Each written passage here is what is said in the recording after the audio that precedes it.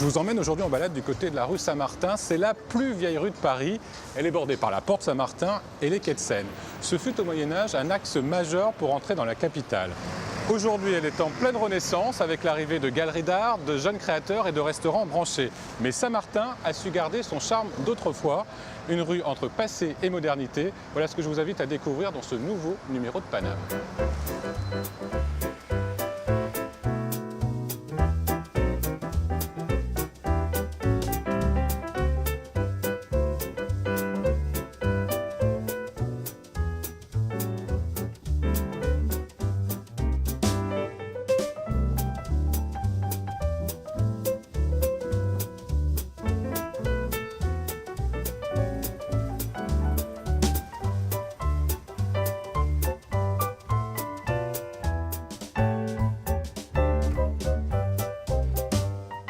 Bonjour Thierry. Comment ça va? Ça va et vous? Très bien. Dites-moi, je sens la pluie qui arrive et mon parapluie n'a pas résisté à une bonne bourrasque. Qu'est-ce que vous pouvez faire? Je vais vous dire qu'entre la bourrasque et le parapluie, c'est la bourrasque qui gagne. Ouais, c'est un classique. On va vous réparer ça, il n'y a pas un souci. C'est quoi? Qu'est-ce qu'il a? La baleine? Là, on est baleine, exactement. Puis il est un petit peu décousu. On va vous faire ça, pas Il n'y a rien de grave. Non, je vais vous faire ça tout de suite. Alors il va subir quelle opération mon parapluie? Là, on va lui changer les baleines parce qu'elles sont cassées. Puis on va refaire les coutures qui sont bien... Vous réparez tous les parapluies? Tous les parapluies. Même ceux qui ne valent pas beaucoup d'argent? Alors, ceux qui ne veulent pas beaucoup d'argent, oui, parce qu'il y a 3 raisons pour lesquelles on répare un parapluie. La première, c'est ça coûte moins cher de faire réparer que d'en racheter un neuf. C'est votre cas. Alors, vous avez un beau parapluie, une bonne qualité, autant le faire réparer. La seconde raison, c'est j'y tiens. Alors là, il y a plein de belles histoires. C'est un souvenir, un cadeau, un machin, c'est ça qui est merveilleux. Et puis la troisième raison, c'est la raison fondamentale maintenant, c'est quand on jette un parapluie, c'est pas recycler un parapluie. Donc on fait un trou dans la terre, on le met dedans. Chaque année en France, on fait un trou et on met 15 millions de parapluies. 15 millions de parapluies? On en importe entre 12 et 15 millions, donc on fait un trou et on met entre 12 et 15 millions de parapluies.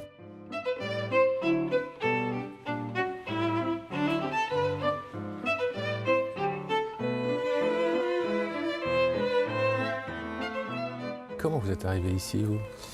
Une de mes amies m'a dit, écoute Thierry, j'ai vu une affaire à reprendre. Voir, je t'ai vu dedans. Je suis venu, puis j'ai dit, qu'est-ce que je peux faire avec ça? C'était déjà un réparateur de parapluies? C'était un réparateur, mais pour les professionnels. Et comme il n'y a plus de professionnels, Il faisait pas grand-chose. Il faisait plus grand-chose, exactement. J'ai dit, non, il faut changer le concept, le refaire différemment. Et puis on est reparti de plus belle, et maintenant, on me posait la question combien on en répare. On en répare entre 8 et 10 000 chaque année, les parapluies ici. Ah oui, c'est énorme. Mais dites-moi, avant, vous étiez commercial. On ne devient pas réparateur de parapluies comme ça du jour au lendemain. C'est quand même des techniques à apprendre. Qui vous a appris ces techniques? Oui, exactement. Je peux vous dire, c'est comment on apprend. On apprend en pleurant sur l'établi. Sur le tas. Ouais. Il m'est arrivé de pleurer. Ça, je vous le dis que c'était les premiers mois.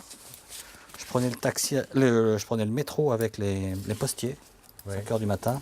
Je rentrais à 11 h du soir, non-stop pendant 3 mois, comme ça. Samedi, dimanche compris. Je peux vous dire que... Il faut être un peu bricoleur dans l'âme, non? Ah oui, alors pourquoi j'ai pu refaire ça? C'est que tout simplement, j'ai fait une école qui s'appelle l'école Boulle, une école des métiers d'art, et que le bricolage, ça me fait pas peur. C'est pas un objet si simple que ça, un parapluie, hein, c'est assez compliqué. C'est très technique. Ouais, on croit comme ça que c'est très simple, mais c'est très technique. Donc là, on remet les petites biellettes en face. Les biellettes. Ouais. C'est quoi les biellettes? Ce qui permet les articulations? Alors ça s'appelle un brin, en fin de compte, dans nos métiers. Il y a la fourchette, le brin, les aiguillettes, les noix, les tringles, les coulants. Enfin, il y a plein de termes. Les brins, c'est quoi? Le brin, c'est tout l'ensemble. Ça, c'est ça, ouais, c'est généralement sur les parapluies longs, les brins. La baleine, c'est quoi, alors? Voilà, le brin. Ah, d'accord. C'est ce qu'on appelle vulgairement une baleine, alors? C'est ce qu'on appelle une baleine, parce que, fut un temps, c'était fait en fanon de baleine. Il y a d'abord eu le roseau, après ça a été les fanons de baleine, après ça a été l'acier Paragon, l'acier anglais, qui était le premier, puis maintenant c'est les fibres de verre, des choses comme ça.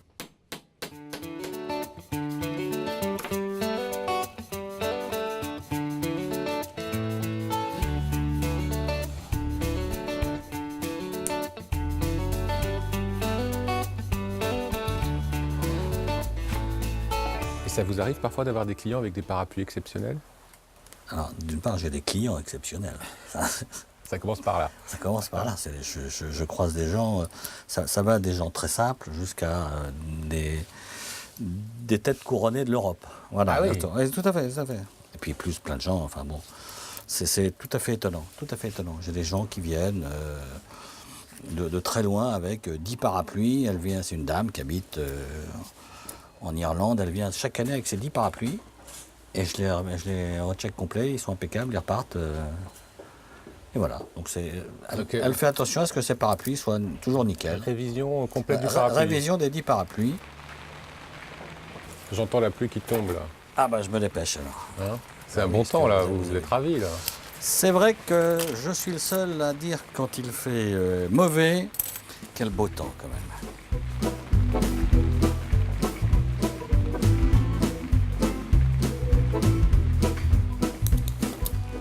Bon, vu le temps, je crois que j'ai continué à pied, c'est bien plus prudent.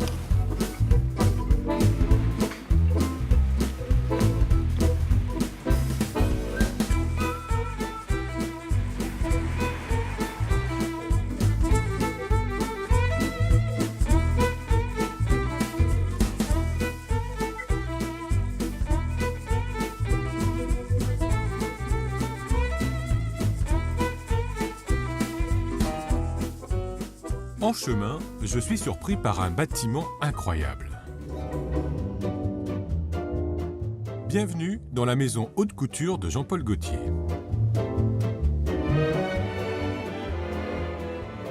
Un édifice conçu en 1912 pour accueillir les assemblées générales d'une mutuelle ouvrière.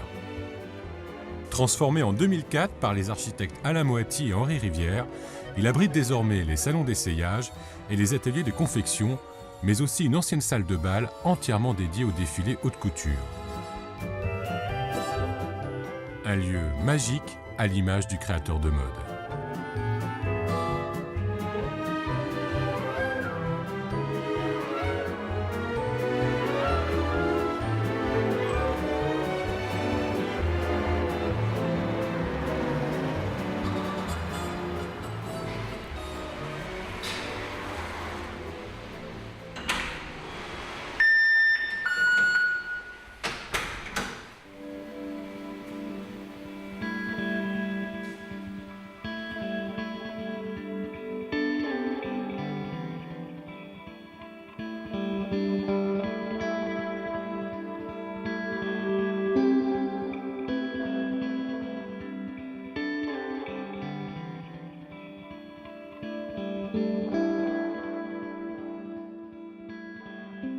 Olivier, c'est très curieux comme photographie. Qu'est-ce que ça raconte? Alors c'est la dernière série de Sacha Goldberger et qui s'intitule Meet My Mum, donc à la rencontre de ma mère, où je te présente ma mère, et qui est donc une série qui est tournée autour de la famille, puisque toutes les figurants de cette série, qui ont été choisis par Sacha Goldberger, sont des gens d'une vraie famille.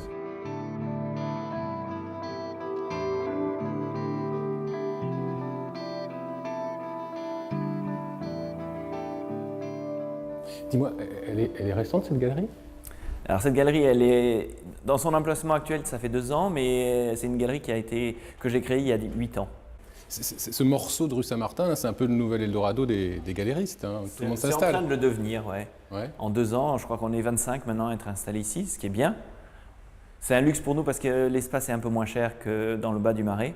Donc l'air de rien, c'est un critère à prendre en compte. Et effectivement, moi j'ai la chance d'avoir un espace qui fait 240 mètres carrés. Donc c'est un bel espace pour accueillir le public. C'était quoi avant ici? Historiquement, ça a été une maison de la couleur. D'abord, ça a été le départ des calèches du courrier de Lyon. Donc les calèches se garaient là et les cochers dormaient dans la partie arrière.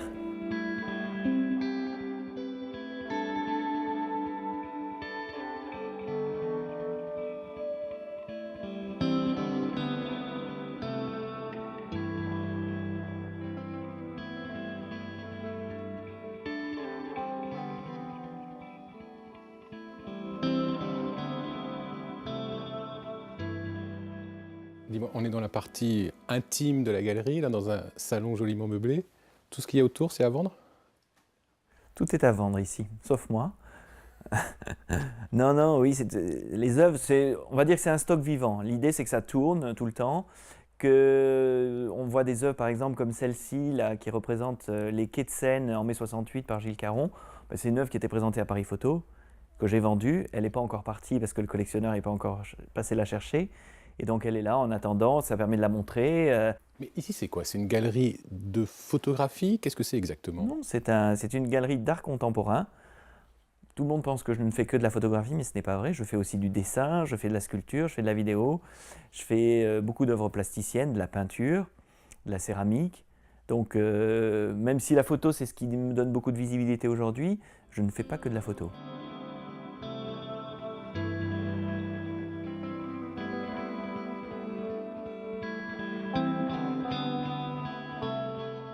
Alors, ce qu'il y a aussi, c'est que tu as les œuvres de Gilles Caron, grand photoreporter, fondateur de l'agence Gamma. Comment tu as récupéré cette collection? Tout ce qui tourne à l'actualité m'intéresse depuis toujours. Et donc, c'est devenu quelque chose d'évident de travailler autour du fonds Gilles Caron. Il y a une fondation maintenant qui s'occupe de promouvoir l'œuvre de Gilles et de lui redonner la place qu'il mérite, parce que Gilles n'a pas du tout la place qu'il devrait avoir. C'est-à-dire? Je considère, moi, que c'est le plus grand photoreporter de guerre français. Mais au-delà d'être un photoreporter, c'est un immense artiste. C'est quelqu'un qui a un sens du cadrage exceptionnel. Et puis c'est quelqu'un qui était engagé, c'est quelqu'un qui était militant. Et c'est quelque chose qui est dans la ligne rouge et dans l'ADN de ma programmation. C'est-à-dire, moi, l'humanisme militant, c'est quelque chose qui m'intéresse. Et Gilles, il faisait des photos, mais il réfléchissait aussi en tant qu'humain, à savoir qu'est-ce qu'on peut montrer, qu'est-ce qu'on ne peut pas montrer, jusqu'où on peut aller dans ce qu'on montre. Il avait des vrais questionnements et ça, c'est extrêmement intéressant parce que ça crée une immense richesse autour de son travail. Ce n'est pas simplement des photos qui témoignent de conflits armés à travers le monde ou d'événements comme mai 68, mais c'est bien au-delà, c'est une réflexion sur l'humain et sur son rapport au monde. Alors moi, il y a quelque chose qui m'interpelle, ce sont les culs de lapin. C'est quoi Alors ça ne s'appelle pas les culs de lapin, ça s'appelle moi, je vois des culs de des lapin, trochées de face. Des trochées de face. Ce ne sont pas des trophées de chasse, mais des trochées de face. Toute ma sélection, elle est souvent teintée soit d'humanisme militant, soit d'humour et de décalage. Et ça, typiquement, on est dans ce registre-là, puisque l'idée, c'est de renvoyer les chasseurs et l'humain en général à son rapport à la nature et aux animaux. Donc là, c'est quelque part les animaux qui se moquent de nous et qui se moquent des chasseurs, en leur montrant leur cul.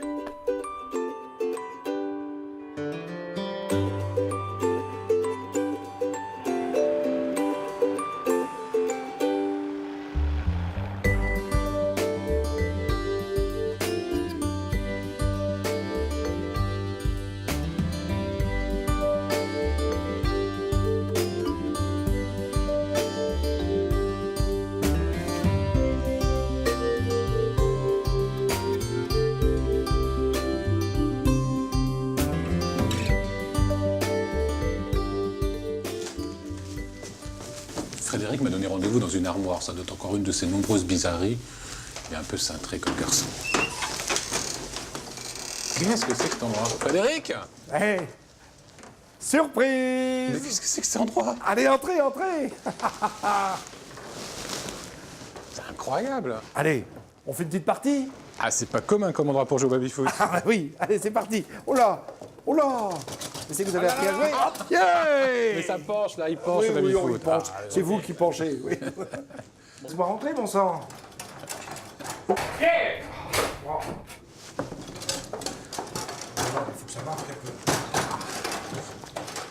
Ouh, les rouges! Ouh!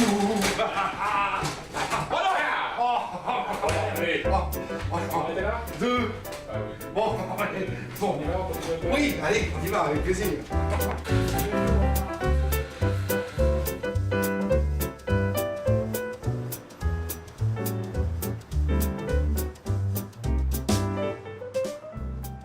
19-2. J'ai pris une piquette. Eh oui, c'est tout est dans le poignet. Oui, Frédéric. d'accord, mais quand même, là, Ah, c'est vous quand êtes même... meilleur en histoire. Allez, je me dis ça, allez, il y a qu'à se dire ça. Justement, j'ai rendez-vous là au CNAM, au Centre National des Arts et Métiers. Oui. Ça m'a tout l'air d'être un bâtiment religieux, pas vraiment un bâtiment technologique. Ah bah non seulement celui-là, puis celui qui est derrière nous, effectivement, on voit bien une église. Alors, on est rue Saint-Martin, vous savez, on n'est pas très loin de la porte Saint-Martin. Là, c'est une porte d'entrée sur Paris, la porte Saint-Martin. Elle existe depuis le règne de Charles V, donc grosso modo 14e siècle. Elle a été refaite sous Louis XIV, mais on voit bien que c'est une entrée dans Paris. Donc cette rue est importante. Et puis Saint-Martin, on l'a vu ici. Ben, c'est pour ça que ça s'appelle la rue Saint-Martin d'ailleurs. On l'a vu, c'était au IVe siècle, et il est venu et il a guéri un lépreux. Du coup, on a construit en souvenir une petite cabane avec des branches, avec des troncs d'arbres, mais 3 fois rien. Mais évidemment, ce Saint-Martin a tellement marqué l'histoire religieuse et l'histoire de France qu'on le salue à chaque fois. D'ailleurs, combien de municipalités s'appellent Saint-Martin, Saint-Martin ceci, Saint-Martin cela. Donc ce Saint-Martin est fils de militaire romain. Il rencontre Dieu quand il passe par Rome. Alors il aimerait bien devenir religieux, seulement voilà, quand on est fils de militaire, il faut faire un service militaire. Combien d'années? 25 ans. Ah, 25 ans. Ouais, c'est autre chose que la journée citoyenne. Vous avez raison, 25 ans. Alors, il fait son service militaire et c'est à ce moment-là qu'on le croise du côté d'Amiens, la ville d'Amiens en France, où là, il rencontre un homme malheureux, triste, transi par le froid, et de grand cœur, il prend son épée, il coupe son manteau en deux et il lui en donne la moitié. Pourquoi la moitié? Ah ben voilà. La question qui se pose éternellement, est-ce qu'il est radin? Pourquoi est-ce qu'il n'en donne que la moitié? Après tout, quand il va rentrer dans ses quartiers, on va sûrement lui rendre un nouveau manteau, donc il pourrait donner la totalité. Mais non. En fait, à Rome, on ne possède que la moitié de son attirail, de tout ce que l'on possède, de ses armes, de ses vêtements. L'autre moitié appartient à l'État romain. Donc on ne peut offrir que ce que l'on possède. Alors cette autre moitié que conserve Saint-Martin va devenir un trésor pour les rois de France. Alors on s'est dit, ben, on va la garder, cette moitié de cape, de chape, et puis on va la ranger. Ah oui, vous allez la mettre où? Ah bah, je sais pas, on va la mettre dans un tiroir, dans une armoire. Mais non, on va vous construire quelque chose d'extraordinaire. Pour mettre cette chape, on va construire une chapelle. Non. Et voilà comment sont nées les chapelles, voilà comment ce mot est entré dans notre vocabulaire. Et alors à quelle époque ce prieuré est devenu ce Centre national des arts et métiers? Alors ben, c'est la Révolution. Vous savez ce que c'est? La Révolution décide de retirer les ordres religieux, de les sortir des endroits où ils sont et de laïciser ces lieux. Alors ça va devenir une fabrique de cartouches, une fabrique d'armement et puis un lieu d'enseignement avant que ça devienne un musée extraordinaire, une véritable caverne d'Ali Baba. Il y a de tout là-dedans. Il y a le premier vélo, la première voiture, pet. Il y a l'avion de Blériot, il y a le pendule de Foucault. Et puis il y a les dessins d'un gars qui s'appelle Bartholdi qui a dessiné comme ça Ouais, c'est ce qu'on voit derrière, la Statue de la Liberté. Ben oui, le visage de la Statue de la Liberté, puis la totalité. Tout est là, c'est à découvrir. Vraiment, je vous conseille de rentrer dans cette caverne d'Ali Baba. Je suis pressé d'y aller. Allez, merci Frédéric. Bonne visite. À bientôt. À bientôt.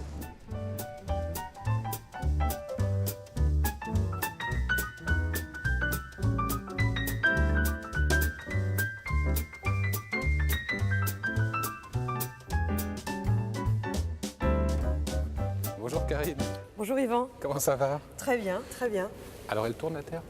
Et oui, elle tourne, elle ne s'arrête jamais, enfin jusqu'à dernier ordre, dernière nouvelle. On a la preuve avec le pendule de Foucault. Exactement. Alors, il faudrait qu'on passe une bonne demi-heure pour que je vous explique tout ça. Il y a d'autres merveilles à découvrir. On va y aller? Allons-y.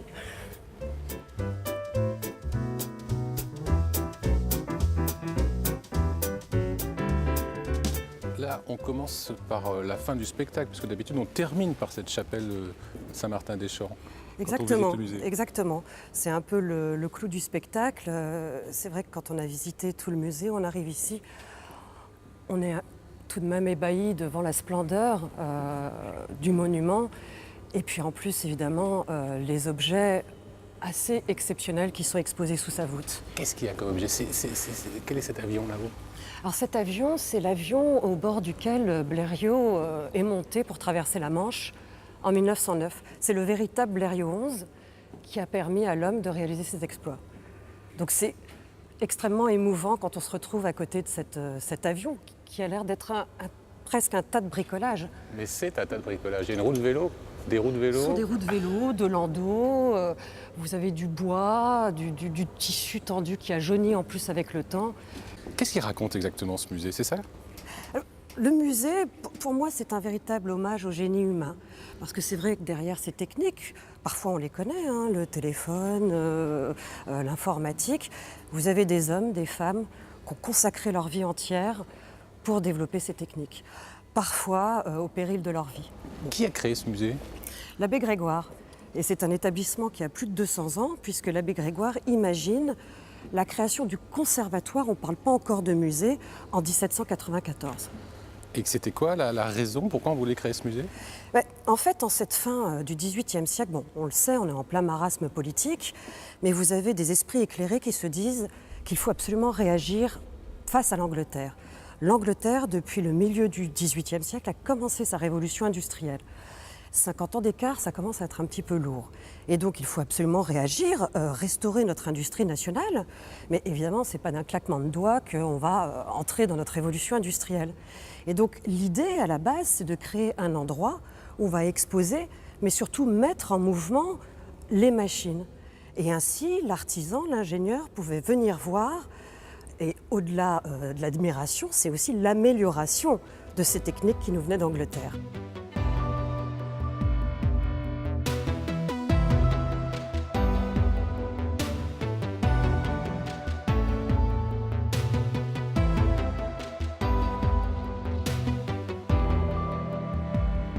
Voilà, c'est l'objet que je voulais vous présenter. Il est magnifique. Qu'est-ce que c'est? Alors, c'est un porte-étalon. Alors, c'est un objet assez anecdotique. Alors, il faut déjà imaginer que jusqu'à l'instauration du mètre, du litre, du kilogramme à la fin du XVIIIe siècle, mesures qui mettent enfin tout le monde d'accord, c'était tout de même une joyeuse confusion en France. Chaque ville, chaque seigneurie avait ses propres mesures. Donc, vous aviez ce qu'on appelle un vérificateur qui arrivait sur les marchés avec cette armoire qui a la particularité en plus d'être une sorte de sac à dos. Il pouvait le mettre, il y a des bretelles. Ça sur son dos. Oui, il y a des bretelles derrière, un petit rembourrage. Hop, Sac à dos chic. Très très chic. Et donc il arrivait sur le marché et vérifiait si le vendeur avait le bon volume. Là, c'est précisément des capacités, enfin des mesures pour l'huile de lampe qui va être utilisée pour les lampes à huile. Et uniquement pour la ville de Paris? Uniquement pour la ville de Paris. Et il y avait toujours la couronne royale comme ça qui C'était surmontait. important, c'est l'étalon royal.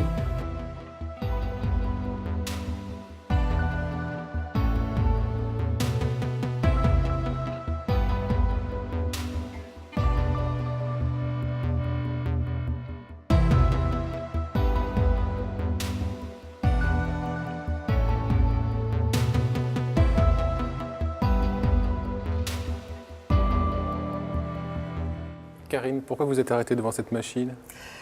Pour moi, cette machine résume magnifiquement l'état d'esprit du Musée des Arts et Métiers. Vous êtes devant une machine-outil, une machine à tailler les limes, donc une machine qui va remplacer le geste humain, donc pour former les stries sur la surface d'une barre métallique pour faire une lime. Quand vous parlez de cette machine, on voit vos yeux tout d'un coup qui s'agrandissent. C'est quoi? C'est une passion, là? Oui, c'est une passion. Je pourrais dire qu'effectivement, c'est en quelque sorte mon coup de cœur. Le mot art du Musée des Arts et Métiers est à prendre dans le sens artisan, qui au XVIIIe siècle est également un artiste. Et il a à cœur de passer du temps pour faire un ouvrage exceptionnel. Pourtant, c'est une simple machine-outil, comme je l'ai dit, qu'on ne voit pas, qui n'est pas destinée à être vue, mais qui est dans le fin fond d'un atelier.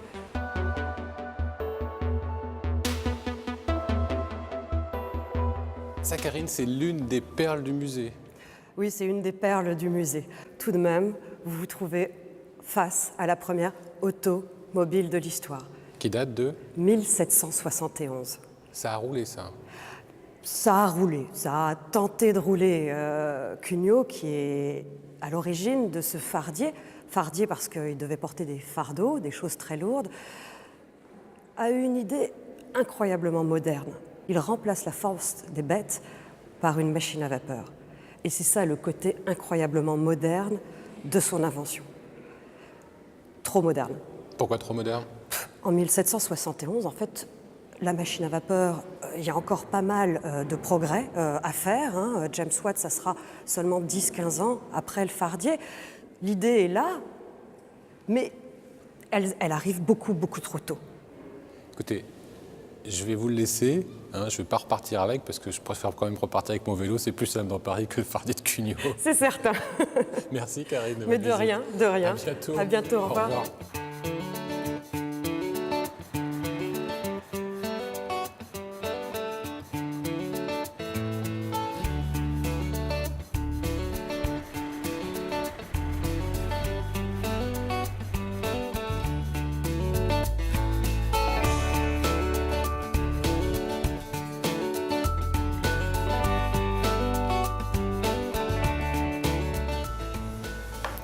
Merci Sarah. Je termine cette balade rue Saint-Martin dans ce restaurant de la rue Mélée qui s'appelle The Beast, ça veut dire la bête en anglais. C'est un restaurant texan, il est unique en France. Il propose une viande fumée dans ce four pendant 17 heures, un four qui vient directement du Texas. C'est une viande très goûteuse, très persillée.